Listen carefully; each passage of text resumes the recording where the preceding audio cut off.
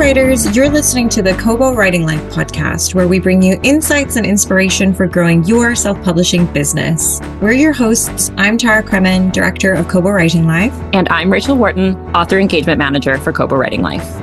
On today's episode, we chatted with author Robert L. Slater, who writes fast-paced, adrenaline-soaked science fiction with dark and compelling characters.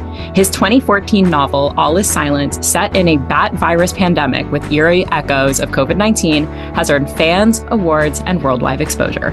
We talked to Robert about his journey as an independent author as he started really early in the game, and then how he's kind of kept on track with everything between like author conferences, keeping abreast of any sort of different trends.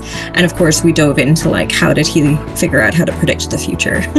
It was a really interesting conversation with Robert, and we hope you enjoy.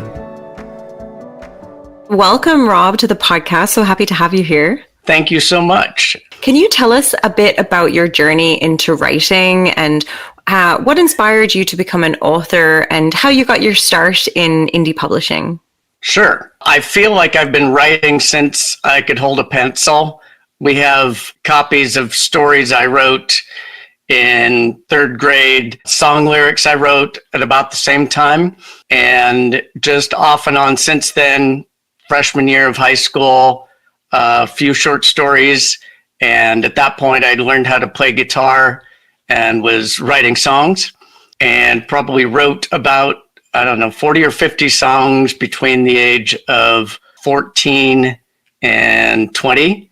And then my output slowed down there because I was doing a lot of theater. And I got back into writing by writing short plays when I was taking theater classes at Western Washington University and started getting them produced. And so I had a few plays and I submitted them to some festivals, but no bites.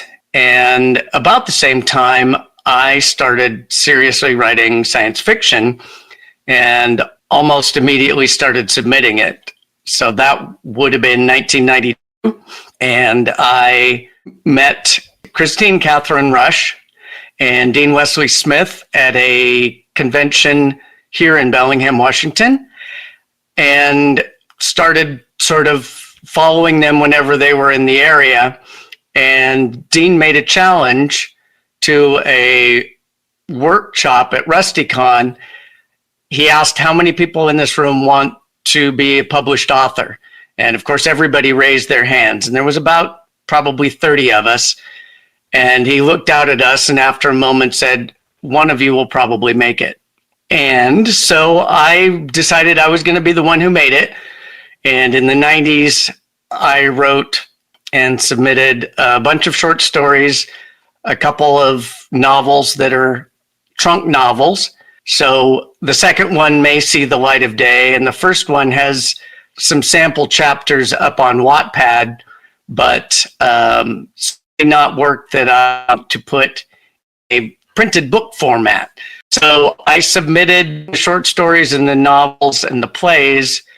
I made over 555 submissions in the 90s and probably a couple after the millennium. And I sold, I think, 14 stories and earned about $300 or $400, which in those days, you spent so much on self-addressed stamped envelopes and printing costs that, I was paying for my hobby, which was fine, but I was also learning how to write. And at some point after the 555 point, I just kind of gave up for a while.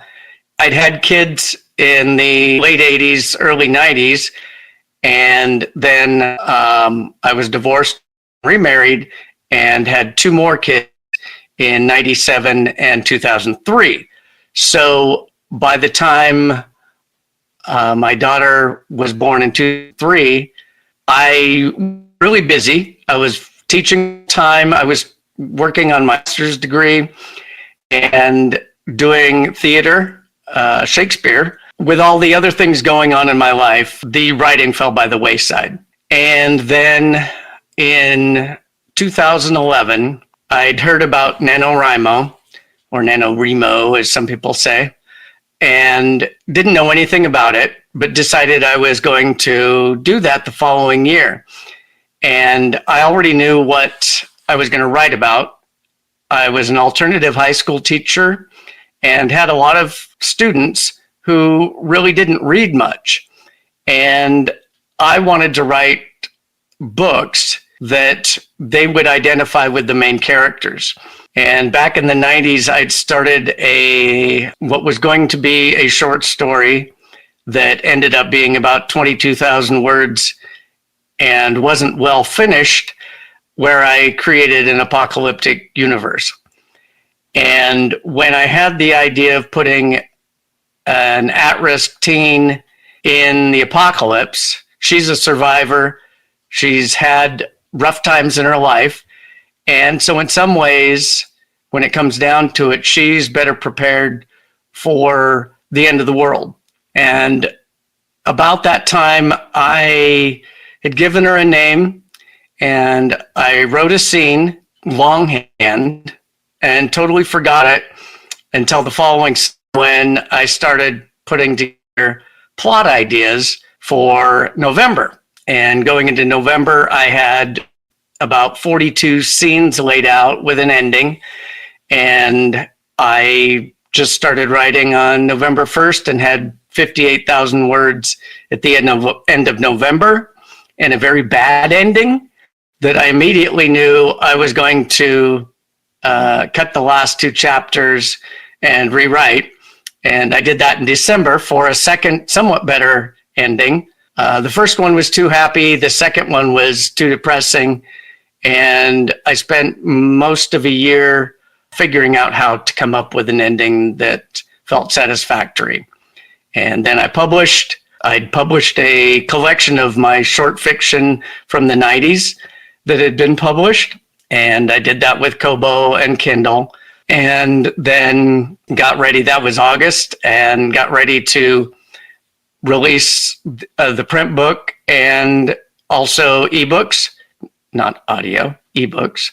So after finishing a satisfactory ending, I got ready to publish. I published for practice a collection of short stories that I'd written that had appeared in small press magazines in the 90s.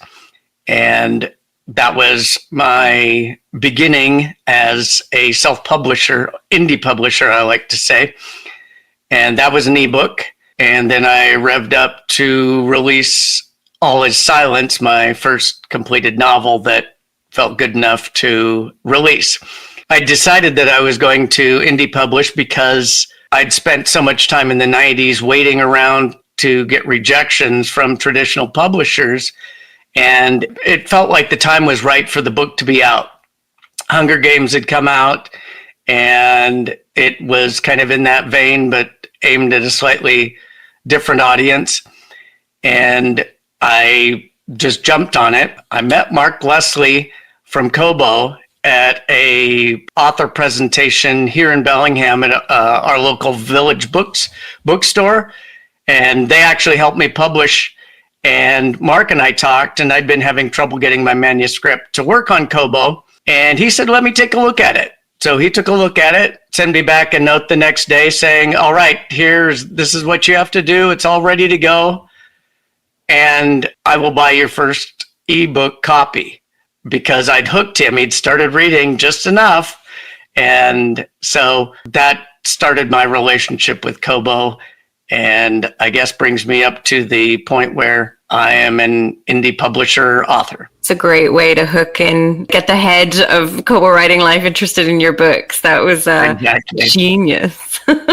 So I'm kind of a little bit curious. So because you were talking about like your kind of like learning how to write in the 90s and like queering, kind of going the traditional route, because in the very early days, like Kobo Writing Life was launched in 2012. Indie publishing was something for people who were interested in technology and things like that were aware of it, but not everyone would have been so up to like so in the know. How right. Did you always sort of keep your ear on like the latest sort of tech trends or publishing trends? Was it part of the fact of you kind of going to different talks and that? I don't remember exactly. I've always been a bit of a techie, although, if you don't stay up with it, you get behind the times. And at this point, I'm definitely behind the times. But, I knew of ebooks, and I published that first collection of short stories in, I want to say, August of 2013. And then I met Mark in January of 2014 and published on Kobo, I think sometime in January or February. So I knew it was out there, and I knew I wanted to do it well. One of my goals from the beginning was to have books that if you picked up a trad published book and one of my print books, or bought one of my ebooks and compared it to a traditionally published ebook with all the money they spend on that I wanted people to not be able to tell the difference. And at one point I met Hugh Howey of Silo fame. Wool was the first book, and then Silo, and it was at I think the American Publishers Association convention in Seattle. And I handed him my book, and he looked at it, and he asked who did the interior design. And I said, I did. And I'd paid for a good cover. And he nodded his head and said, wow, this is really nice. Unfortunately, I didn't say, would you like to have the copy? Hoping that he'd read it, but it's okay. It took me long enough to finish the trilogy that I'm really happy to be where I'm at right now. I've built a web presence and gotten lots of great reviews, so that now that I'm finished with a trilogy and a couple other books, I feel like I'm in a good place to kind of take off. I'm curious because you said you published on Kobo Writing Life shortly after it launched in 2012, about a year after, which means you've been in the indie publishing game for a while now. And I'm curious what some of the biggest challenges you've encountered are, and what are the biggest rewards you've kind of felt as an indie author? Well, the challenges, I think, continuously are, how do you find your audience? And to do that, you want to consistently have a newsletter that goes out. You want to have a pro website, something where you're easy to find and it's easy to maneuver around. And at the moment, my newsletter has been dormant. One of my goals for 2025 is to send out a newsletter every month and get blog posts up more than once a week. And so I can bring that sort of back to life. My website looks great. Probably the biggest challenge for me is figuring out how to advertise. I've had a few book bubs, but only international ones, and they always pay for themselves. So now that I've finished the third book in the trilogy, I'm back to applying for the book bub featured deals every month. As soon as I can apply again, I apply. And I've tried Facebook ads and I've tried Amazon ads, and with very little success. I have had a lot of success with Kobo's promos, and I love it because you don't pay for most of them. You don't pay unless you sell a book. And then Kobo gets 10% of what I would get. And that's just phenomenal. I love that model. And I think at this point, I've done somewhere around 130, 140 promos. And it's, last month was my biggest month for sales, both physically and for online sales since February of 2022. And Kobo's been a big part of that. I'm wide. I always have been. But at this point, for the last 3 years, I've sold more books. More than half of my sales have been through Kobo. Congratulations on your best month ever. That's awesome. Since 2022. Thanks. Like to hear that going into especially as you've been publishing on Kobo for a little while as well. So I feel like I hope that's inspirational to any listeners out there. And as you've alluded to, kind of have been in this business for 10 plus years. Has your approach to writing or publishing evolved because we always talk about how indie publishing moves so quickly. Have you changed your strategy with writing and publishing as well as that? Or have you sort of found what's worked for you?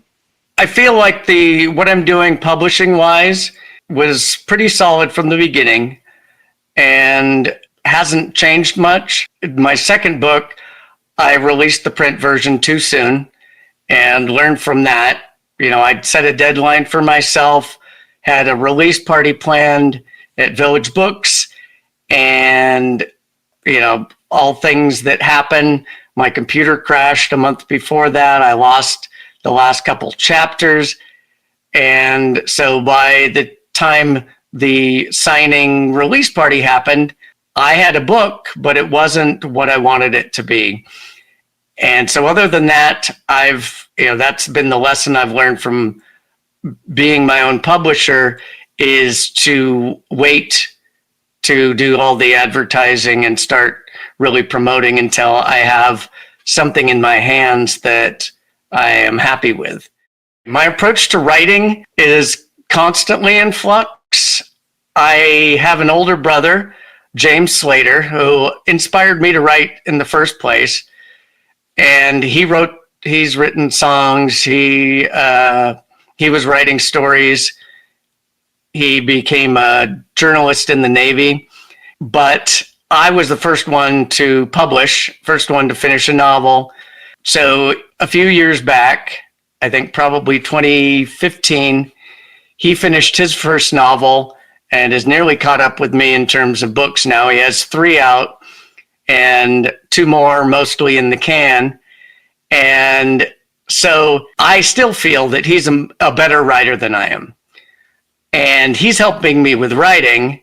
And so we're working on, different methods, writing longhand, dictating, writing on. I have a free write Traveler, which is distraction-free device I can take anywhere.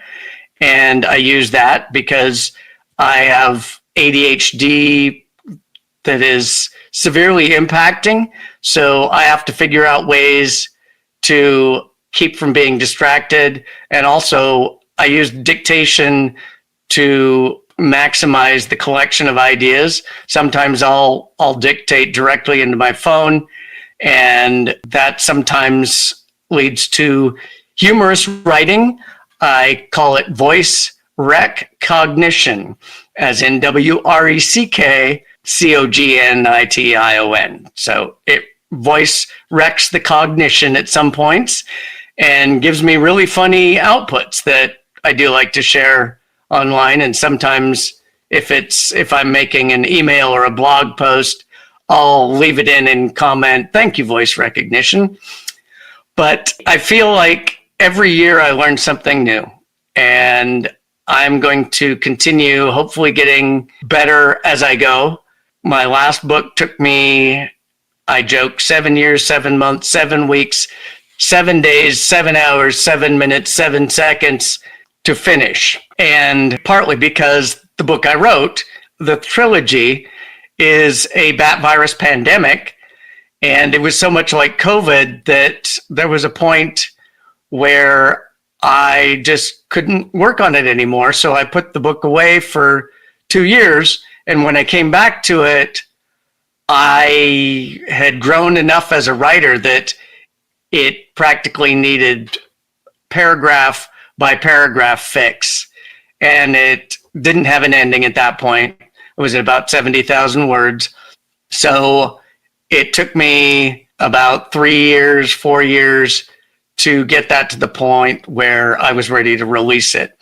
So I can definitely see how much I've grown as a writer, and am aware of my unfortunate writing tics, and trying to improve all the time.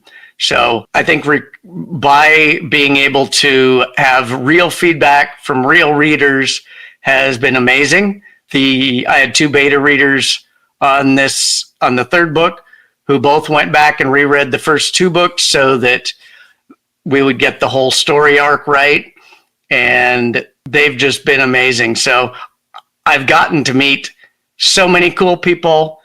And probably the best thing has been the stories where I meet somebody in a grocery store or a hardware store who's read my books. I met somebody in Bellingham after losing my phone in the hardware store. And when I came back to pick it up, somebody asked me if I was the Robert Slater. And I said, well, I am a Robert Slater. And she said, the author?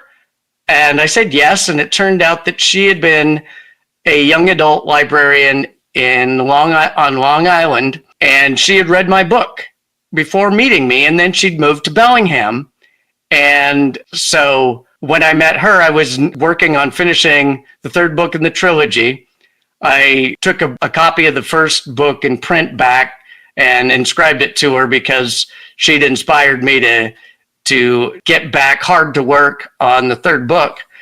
But it was just an amazing story. And now my daughter is studying musical theater on Long Island. So it's all sorts of these small world things. And I've gotten to meet some of my writing heroes and become, fellow people along the journey. Really cool that at least 10 years into your career as a published author, and this isn't taking into account all of the years you spent writing prior, that you are still willing to experiment with new approaches to writing and are still trying new ways to enhance your craft. But I kind of want to look backwards a little bit because you mentioned you spend a lot of time writing songs, writing short stories, and I'm curious how that writing practice has influenced your writing in prose, and if it was a challenge going from much shorter form fiction to writing full novels. I think that's a great question, and I certainly noticed the connections. Writing fiction today, there is often a theme or a title that is based on a song. When I was writing short fiction, and that was my first success, my first several sales were actually flash fiction, around 1,500 words. And I'd immediately, prior to getting those sales, I'd spent a lot of time writing plays. So one of the things I had to learn in writing longer fiction is how to put in more sensory stuff, more building of the world, more hints at what was going on around the characters. In playwriting, I was writing just the dialogue. And as a fiction writer, sometimes that's all I do as well. I'll write a scene that is only dialogue or 90% dialogue, and then I have to go back and think, okay, where are they? My editor at this point just writes TH, which means talking heads, because this is something that I do. So both the songwriting and the playwriting have certainly flowed into the fiction writing, sometimes in positive ways and sometimes in ways that I need to figure out.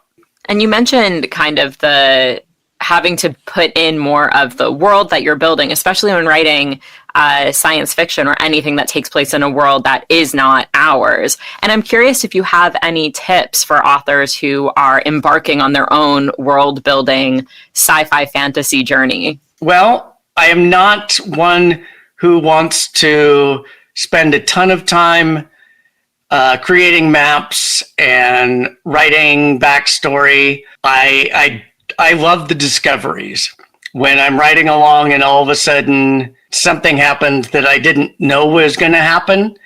And often when I go back in and I'm filling out the descriptions, and it's often a second part of the process where by the time I get to the end of the book and I get it back from the editor and I've got these scenes where it says talking heads or it says, where are we?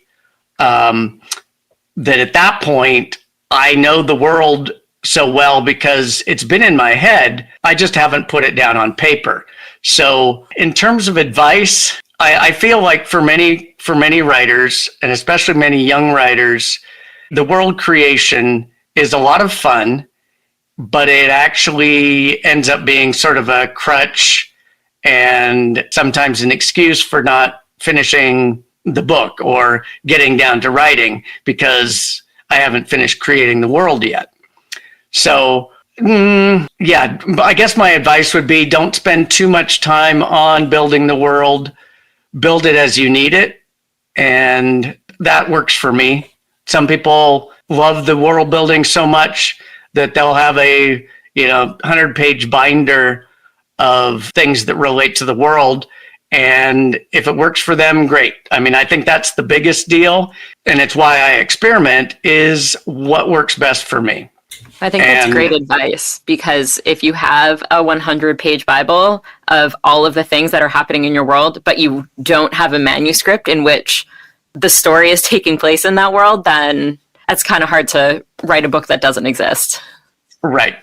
One of the things that I discovered is in a short story, the first 3 pages probably can go away, because as you're writing, oftentimes that's where you're kind of brainstorming and words are just flowing and the world's being created. But often the story doesn't really start until page 3. And in a novel, chapter 3. With every book that I've written, except this last one, which was the 3rd part in a trilogy and starts immediately after book 2 ends, that's the first book that I haven't cut most of the first 2 or 3 chapters. And I don't remember which editor suggested that, but even in my first book, which I did cut the first 2 or 3 chapters, the first published book, All Is Silence, there is still a bit of a slow build. And the characters, I think, are very apparent immediately. But in terms of things happening, it takes a while. So I think figuring out when to start the story is huge, and be willing to cut. I want to go back to what you had mentioned about writing a bat virus pandemic years before COVID-19. So, let's chat about the bat in the room, not an elephant. I've been working on that. Yeah. So what inspired you to write this? Rachel's not appreciating that joke, but it's fine. I'm curious about your inspiration, and then just how did your marketing tactics change once you actually successfully predicted what was going to happen in the world? What was reader response? I'm curious about it all. Well, and to take a side journey that I'd like to come back to, I love marketing. I'm really a strange author in that I love marketing, and at least as much as I love writing. And so I spent a lot of time in my early years trying all sorts of things, failing at some of them, spending too much money on some of them. And I continue to do that. In fact, I teach marketing classes at the local community college for indie writers. And when COVID got serious, and I remember the exact moment that I stopped writing and I stopped promoting. I received the Seattle Times physical newspaper, and on Sunday, May 15th, I went up to the paper box and pulled it out, and the cover picture was a deserted I-5 highway shot of Seattle, and it said "Silence in Seattle." And my cover art, which I had since early 2013, is obviously Seattle. You've got the Space Needle, and it's our main character, Lizzie, standing on I-5 looking at Seattle. And when I saw that, it was just, okay, I'm done. And eventually, these similarities, I got so many things right that I actually have a chart that shows comparison of COVID-19 to my bat virus. I had even chosen the animal that was the crossover. My breakout point, the spillover point in my pandemic was Honduras and Guatemala, and the animal is a paca, which is a fairly large rodent, and there's a lot of bats in Central America and the northern part of South America. So it seemed a reasonable prediction. I'd read extensively, specifically a book called Spillover by David Quammen. And David Quammen is an amazing science writer who makes complex ideas accessible to a layperson like me. And so I'd also talked to my doctor and my pharmacist and tried to make it as real as possible. My major inspirations, I'd been reading apocalyptic science fiction since age 12, also known as the golden age of science fiction. My first taste of it that I remember is reading Earth Abides by George R. Stewart. And it was written in 1949. It's just recently come out as a 6-part streaming series. And that book is a book that I come back to every decade, and I read it again. And it is incredible. The author is an amazing person. I've recently ordered a copy of his biography because he's the reason we name hurricanes. He wrote a book on the Donner Party that I read in a history class in college and didn't connect the two books until much later and realized that I'd been fascinated by both books and they were the same guy. He also inspired my second biggest inspiration, which is Stephen King's The Stand. In fact, my early writing promos were The Stand meets Girl Interrupted with no paranormal activity. So I wanted realistic, but I wanted that same sort of scope. And another weird thing is my first book is called All Is Silence, which is from a line in Bruce Springsteen's song Jungle Land. I didn't remember it at the time because I hadn't read The Stand in about 10 years. But when I went back and reread The Stand a few years after I'd published, Jungle Land is one of the quotations at the beginning of The Stand. So there's all these tie-ins, and my epigram at the beginning of the book is actually the biblical quote that includes the words Earth Abides. So it's an immediate nod to George R. Stewart's book. And let's see, is that where we were headed? Yeah, your world, you have sort of different universe nods all the time. I mean, I'm terribly upset that you gave us all a global pandemic, that you predicted it. But I'm curious about some marketing your dystopian. Did your tactics change? Do you have any advice in general for marketing apocalyptic thrillers? Not specifically apocalyptic thrillers. One of the things I do workshops for writers groups, and a more extensive thing for my classes that I teach at the community college. But I sometimes jokingly refer to myself as the swag master. I take it as a challenge for somebody to tell me about their book, and I will come up with something that I consider good swag.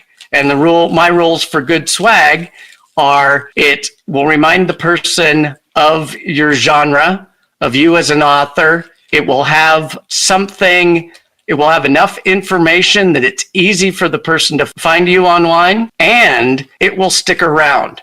So things like chapstick are great. Pens are good. Bookmarks are really good.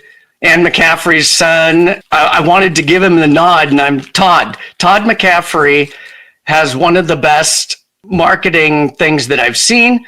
Unfortunately, no one uses mouse pads anymore. But several years ago, excellent. And what does the mouse pad say on it? Nothing. My mouse pad, sorry for the listeners, I held up my mouse pad. It's just like a mountain scene, I guess. So It doesn't say anything. So I could be persuaded by some attractive swag in the form of a mouse pad. Okay. Well, I'll mail you some of my swag so you can see what I'm talking about, and I'll show it in just a minute. But Todd McCaffrey created mouse pads, and I'm guessing that my goal is to come up with something that's less than a dollar per per item. And I'm guessing that mouse pads are probably a little more than that, but I don't know. My computer, my desktop that I print from, has Todd McCaffrey's mouse pad right there. And I see it every time I sit down to do formatting. So you want something that sticks around. So what I came up with, apocalyptic, I have these solar blankets. And on them, they have a sticker that includes a QR code and a picture of my cover art. And they say something to the effect of, in case of apocalypse, tear here and cuddle with someone you love. The other one says, in case of apocalypse, tear here and snuggle up with your lover. So this is a little bit more spicy. This one has a kid on the front with our main character, so it's a little more sweet. And I thought about coming up with you got to be careful who you're giving them to when you're giving them out. Right. You got to go make sure get the right one. But everybody needs one of these. You should have one in your purse. You should have one in your car, your plane, whatever. And so people will see these. Hopefully they never have to use them. And part of my in-person thing is I'll say, where are you from? And they say, Kansas. I'm like, you need this for the next time there's a tornado and your house blows away and you need to keep warm with your family. Or I live in Washington State. Okay, when you go over Snoqualmie Pass, if there's an avalanche and your car is stuck in it, you need this to stay warm until you get rescued. So currently, as far as I know, nobody's used it because I'm like, if they used it, they would be able to tell me about it. But, you know, at this point, probably 400 or 500 people have these in a glove box or a purse, or they've given them to somebody else. And I also have ones that are in bigger packages that include download cards. So somebody who is seriously interested, I'll give away one of my books as a download through BookFunnel and along with it. And there's the QR code will take people to some place where they can email me, they can find my music, they can find signed books, links to online, my website, and other things. At one of my workshops, there were two guys one had written a fictional book about Vietnam, and one had written a memoir that included stuff about Vietnam. And I said, what you should do is you should make a little packet with your brand information, your cover, contact info, probably a QR code, and you should tape super glue to it because super glue was actually invented as a wound sealant and used in medical kits in Vietnam. And you can if you buy them in bulk, you can get the little ones for, less than $1. Stickers, my stickers cost me 15 cents a piece. And there is a little bit of fiddliness putting it together, but at the same time, it's not something that takes a lot of brain power. I can do that while watching TV. Yeah, I love the marketing side. I love the way you described it. You want something that people will see all the time and will last. And like with the solar blankets, you don't want people to have to use them, but you want them you need to have one. And so it will always be around and people will always be constantly reminded of your book. That's so smart. And speaking of swag, one place where you can get swag is at conferences. And I know that you and Tara actually connected at an indie author conference. And so I'm kind of curious if you have any tips for networking and making meaningful connections at conferences, or if you have any advice for authors who might be a little bit overwhelmed with the idea of heading to an indie conference on their own. Yes. Well, first off, let's start with don't be afraid or don't let your fear overwhelm you. Go to a conference. It is so energizing. And there are so many other authors who are in the exact same place. I am a strange duck. I love being around people, and I'm an extrovert. If extroversion is a scale of 1 to 10, I'm an 11. And most authors are not. So if you are an introvert, you will find a lot of other introverted people at writing conferences. And one of the things you can do, I've seen people who give you some idea on their name tag or on their t-shirt about how comfortable they are with interacting with people. And my favorite conference that used to be 20 books to 50K and is now Author Nation, which is where I met Tara, has a whole bunch of support things built in for people who don't feel really confident in putting themselves out there. And I totally get that. I get so energized going to conferences, and I come back with ideas for marketing. I share ideas with marketing there, and I bring home swag. I have a box that just keeps getting bigger and bigger, and I use it in my in-person workshops where I just lay out all the swag and I say, pick something that you think is brilliant and pick something that you think needs work. And I will do the same. I'll hold up Todd McCaffrey's mouse pad, a few of the other things that I think are amazing, because everybody does bookmarks, and bookmarks are fine, but I have so many bookmarks, and do I ever use one as a bookmark? No, I use a bill stub or a parking thing, or my grocery receipt, or $1. I found $1 marking a place in the book that I'm using for my next project, which is the Decameron. And I'm rereading Boccaccio's Decameron and writing a modern version, which is the craziest, silliest, probably non-making money writing idea I could come up with, but I'm going to do it anyway. I'm not writing to get rich. I'm not writing to get famous.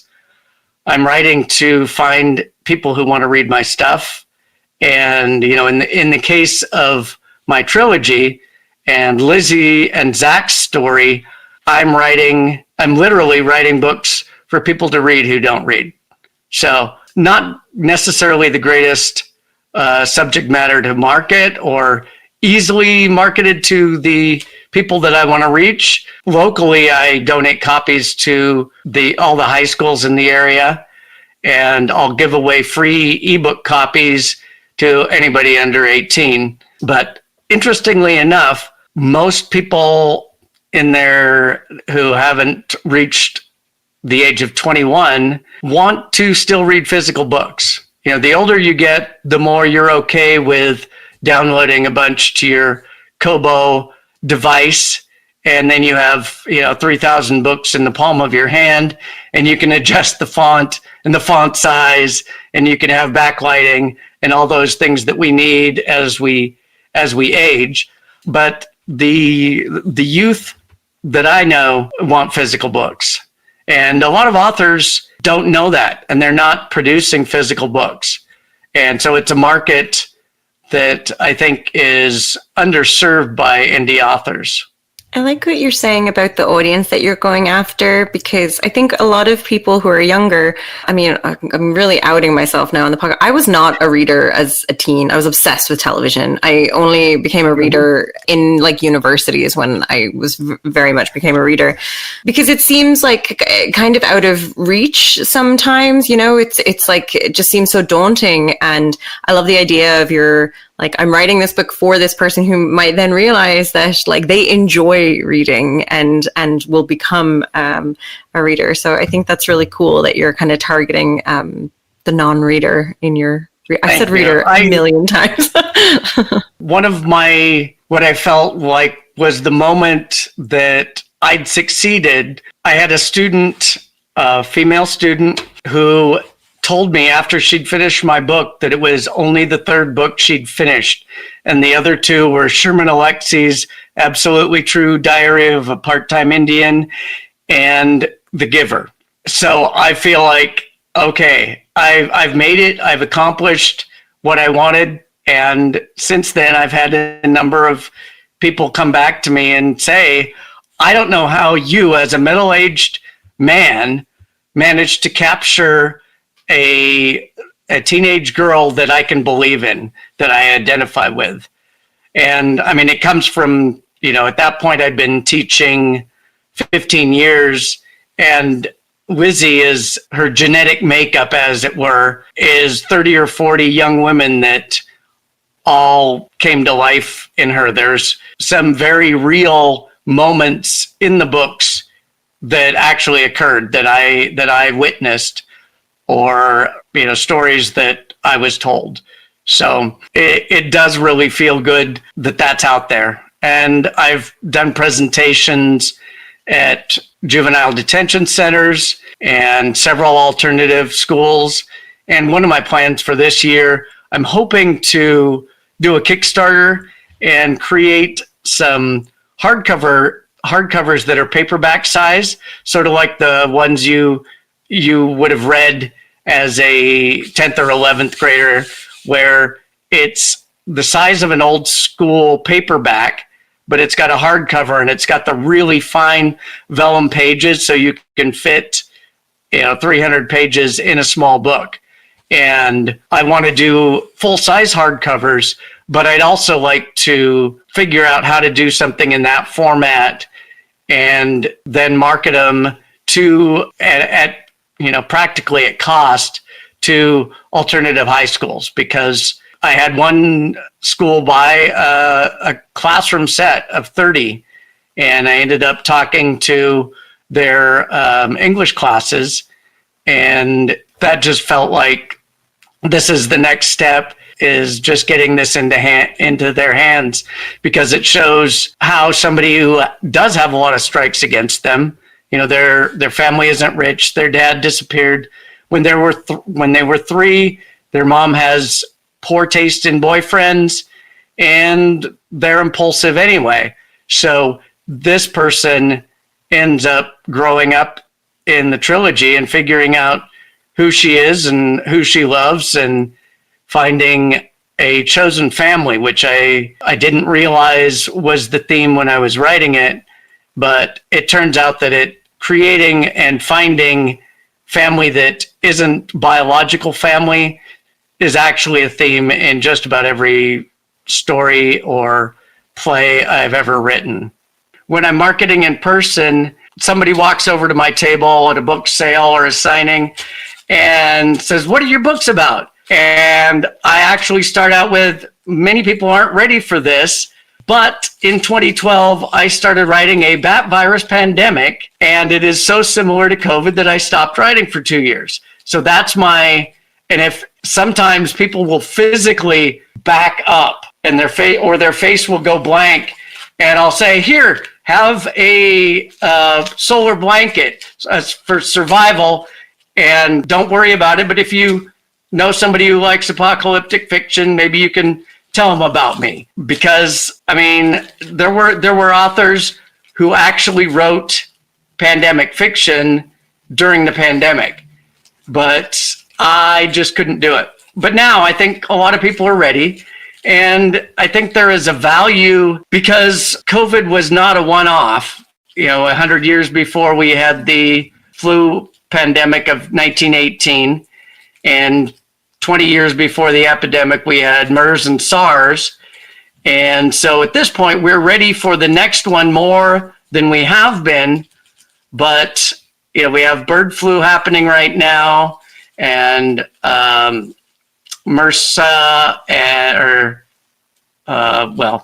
there's a bunch of things that are really bad, and luckily they're not as virulent as something that could really decimate the population, like the virus in my book. But I'm just gonna quickly knock on wood on that one. Yes, and my next project is not superficially. The frame story actually occurs in my pandemic. In 2016, I had the idea of what would happen on a cruise ship in the pandemic, and actually thought, okay, well, it would get quarantined.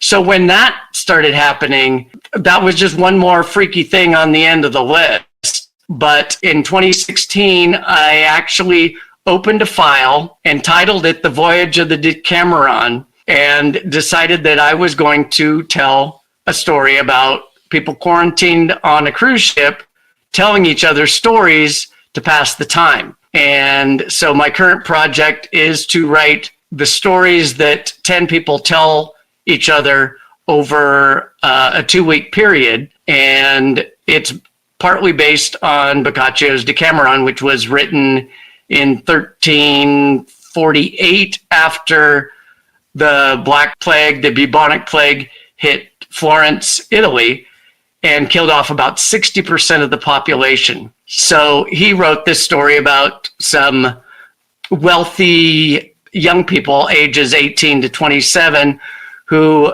social distanced in a very nice villa in the country. And they took their servants with them to cook for them. So they spent their days meandering around the countryside. And then in the evenings, in the afternoon and evenings, they'd get together and everybody would tell a story based on a theme. And there'd be a king or queen of the day who decided on the theme. And then afterwards, somebody would play music and they would dance and sing. So I am retelling some of Boccaccio's stories and telling a bunch of mine in as many genres as I can possibly do, with homage nods to as many of my favorite authors as I can, and end up publishing it first on my blog, story by story, and then in ebooks, one for every 10 stories, and eventually 3 print books and an ebook omnibus that will have, it'll probably be about the size of 3 full-size novels. And all of those stories are told within the framework of these young people stuck on a cruise ship going from Fort Lauderdale to Civitavecchia, Italy. And one of the people is actually heading to see family in Florence. And I have now been to Florence, Italy, and even visited the place where Boccaccio set his first, the villa where the young people went. I accidentally went to that town when I was in Italy about 15 years ago. So it's just everywhere. I see all these things that are telling me, maybe this is the thing you should write. And as I said, it is not likely to be a moneymaker, but it lets me write in a bunch of different genres. I've labeled myself a genrelist and a generalist. I'm hard at work on that. Yesterday, I had my biggest writing day in probably a year and have finished about 20 of the 100 stories and some of the frame story. I know where it ends and how it ends. And unlike Boccaccio, I'm afraid some of my 10 storytellers will die. His got lucky, and unreasonably so, because 60% of their fellow community members died. So that sounds like a really cool project and a really cool way to kind of spread your wings and, like you said, explore different genres. Right. And I'm hoping to find readers who like to read multiple genres, because my next project is going to be portal fantasy, and that jumps to different places in history and into the future. And I also have my second trunk novel is magic-based fantasy. And even though there's no way I'd let that get out in its current form, I love the plot, I love the characters, and I have the sequel plotted out. So I want to write that fantasy. And so if I can find people who like to read different genres, it is going to increase the chances of me being able to successfully sell the other things that I'm going to write in those genres. I'd like to write some space opera and classic science fiction that's set far in the future and on other planets and things like that. And maybe some historical romance. Sounds like you have a lot of plans coming up, and we look forward to seeing them on Kobo. Where can listeners find you online if they're curious to follow your journey? Well, if they're looking for my books, desertedlands.com is where I have all of the books that I published so far. And if they're looking for my music, you can find it on the Deserted Lands website, but it's easier to go to robslater.com. And there are links there to both order my physical CDs as well as download on Bandcamp, the entire album, or you can listen to me on Spotify, iTunes, various other places. And you can find my books. Oh, let me give you a plug for 2 local bookstores that have signed copies, and they are Village Books in Bellingham, one of the best bookstores in the world. And they helped me actually publish my first published novel, All Is Silence. So we go way back, and they will ship books anywhere in the US, and they're all signed. And if somebody wants to let me know they're buying a book, I will personally inscribe it to them, and Village Books will send it.